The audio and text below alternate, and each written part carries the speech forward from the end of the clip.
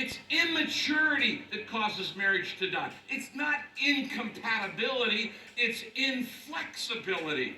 I want what I want, and I want it now, and you want what you want, and neither of us are old enough, mature enough, smart enough, spiritual enough to change. And I am willing to let this thing die, then change. And you're willing to let this thing die, then change. It has nothing to do with incompatibility.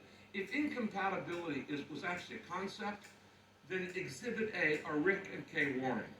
Because we are the exact opposite in every DNA cell in our body.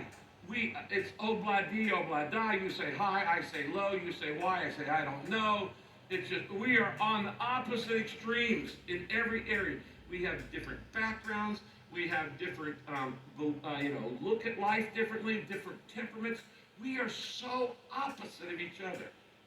Now, actually, the marriages that are hardest are where people are too much alike because after a while they get bored with each other. The greater your differences in your marriage, the greater your potential for growth. I'll say it again.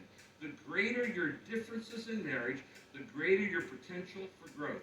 And the primary purpose of marriage is not to make you happy, but to make you holy, to make you like Jesus. And I have learned more from my wife because she's so different from me than anybody else. You can learn from anybody if you're willing to be humble. You can grow and you can love and you can learn to love anybody. It's not a matter of incompatibility. It's a matter of maturity. Am I willing to grow up? Am I willing to be unselfish? Am I willing to be flexible? And am I willing to learn? Or would I rather die than do that?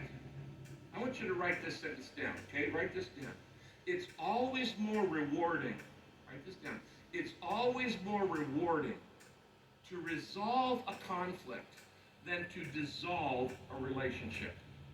It's always more rewarding to resolve a conflict than dissolve a relationship. Kay and I had so many problems in our early years of marriage, we would be divorced if it weren't for Jesus.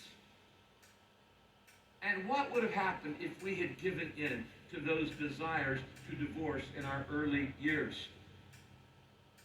I wouldn't have the children I've got. I wouldn't have the grandchildren I've got.